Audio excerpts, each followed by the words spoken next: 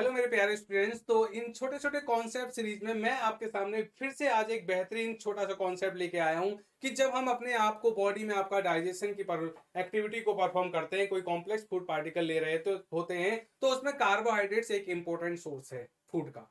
तो आखिर कार्बोहाइड्रेट का एब्जॉर्प्शन हमारी बॉडी में कैसे होगा, उसके बारे में एक छोटा सा क्विक रिवीजन कर लेते हैं। वो आपको बहुत ज्यादा हेल्प करने वाला है सीएसआर के एग्जाम्स में छोटे छोटे कॉन्सेप्ट को आगे बढ़ाने के लिए। तो उससे पहले आप मेरे साथ कनेक्ट हो सकते हो, रात के 9 बजे आप मेरे साथ डेली कनेक्ट रहें।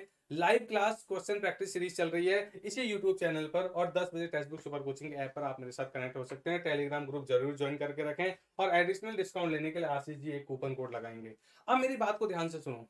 जो हम खाना खा रहे हैं, वो खाना हमारे माउथ के थ्रू हमारे कहा जीआई ट्रैक्ट में जा रहा है, गैस्ट्रो इंटेस्टिनल ट्रैक्ट पे जा रहा है, और उसका पर्पज है वहां पर डाइजेस्ट करना, डाइजेशन होना। अब डाइजेशन का मतलब क्या है? जो कॉम्प्लेक्स फूड पार्टिकल हम लोग कंज्यूम कर रहे हैं, वो कॉम्प्लेक्स फूड पार्टिकल अपने सिंपलेस्ट मोनोमेरिक कॉन्स्टिट्यूएंट में क्या हो रहा है? ब्रेक हो रहा है, ताकि वो वहां से फिर आराम से क्या हो, ये सिंपलेस्ट मोनोमेरिक कॉन्स्टिट्यूएंट में ब्रेक होगा। तो फाइनली, क्योंकि जब हम जीआई ट्रैक्ट की बात कर रहे हैं, तो हमारे पास बकल कैविटी है। बकल कैविटी के बाद ईसोफेगस, ईसोफेगस के बाद स्टमक, स्टमक के बाद स्मॉल इंटेस्टाइन, फिर आपका लार्ज इंटेस्टाइन।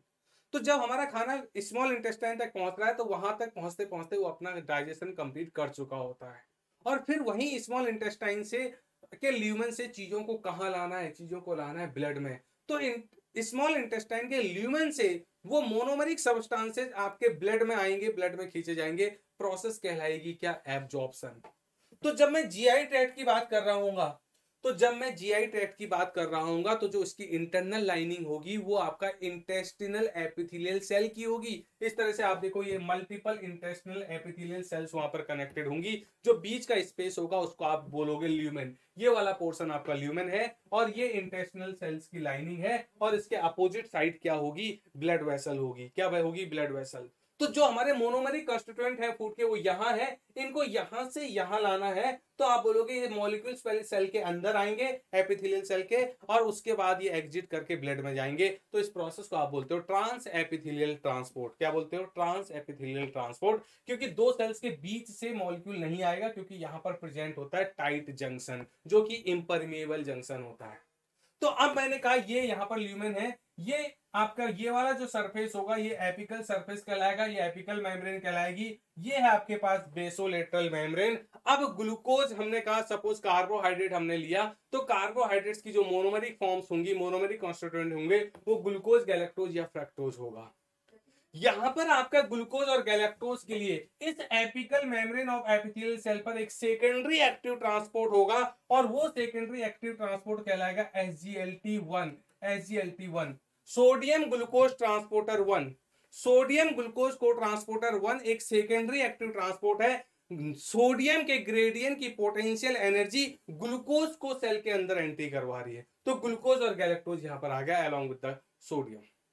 अब ये इसको यहां रखना नहीं है, ये ग्लूकोज और गैलेक्टोज अब आपका बेसोलेटरल मेम्ब्रेन को एग्जिट करेंगे, और बेसोलेटरल मेम्ब्रेन पर एक पैसिव ट्रांसपोर्टर होता है जिसको आप बोलते हो ग्लूकोज ट्रांसपोर्टर 2।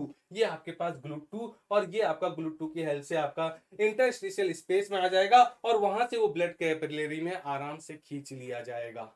तो जो ल्यूमेन में था, जो ग्लूकोज ल्यूमेन में था, वो ग्लूकोज अल्टीमेटली ब्लड में पहुंच गया। ये प्रोसेस कहलाती है एब्जॉर्प्शन।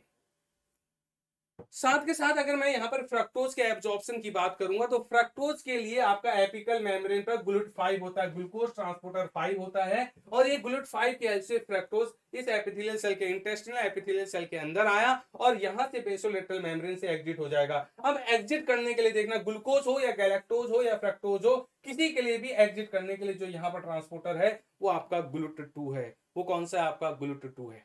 तो आपको ध्यान में रखना है, ग्लूकोज और गैलेक्टोज के लिए एपिकल मेम्ब्रेन पर SGLT1 है, जो सेकेंडरी एक्टिव ट्रांसपोर्टर है। और ये ग्लूकोज गैलेक्टोज जब सेल के अंदर आया, तो एग्जिट करने के लिए GLUT2 है बेसोलेटरल मेम्ब्रेन पर। इस तरह से हमने कहा कार्बोहाइड्रेट का एब्जॉर्प्शन हमारे स्मॉल इंटेस्टाइन की एपिथेलियल सेल की हेल्प से अल्टीमेटली ब्लड की तरफ हो रहा है। ये प्रोसेस कहलाती है एब्जॉर्प्शन। तो आपको यहाँ पर ट्रांसपोर्टर के नाम ध्यान में रखने हैं। तो बेसिक पॉइंट ध्यान में रखना है कि कौन से ट्रांसपोर्टर किस तरफ है, कौन सी एपिकल मेम्ब्रेन है और कौन सी बेसोलेटरल मेम्ब्रेन है। तो इस तरह से आप छोटे छोटे कॉन्सेप्ट जरूर सीखते रहें, आपका रिवीजन होता चला जाएगा। और मेरे साथ आप लोग कनेक्टेड रहेंगे रात के 9 बजे यूट्यूब पर लाइव, और उसके बाद रात के 10 बजे text book super coaching app पर लाइव। टेलीग्राम ग्रुप नहीं ज्वाइन किया तो जरूर ज्वाइन कर लें, और साथ के साथ इस यूट्यूब चैनल को जरूर सब्सक्राइब करके रखें। Thank you all, bye bye, मिलते हैं नेक्स्ट वीडियो में, तब तक के लिए बाय बाय।